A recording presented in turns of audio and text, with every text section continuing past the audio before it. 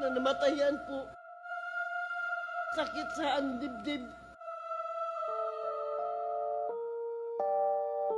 Nagturo ako sa pulis.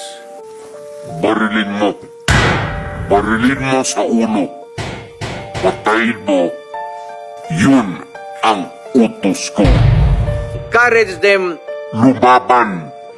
Pagka lumaban, Patayin ninyo. pabalikin ako, sir. Gagawain ko uli yan. Naramdaman bilang anak na namatayan po. Sakit sa ang dibdib. Kaya tinitingnan ko siya. Sana naman maintindihan niya. Nawalaan ng anak siya.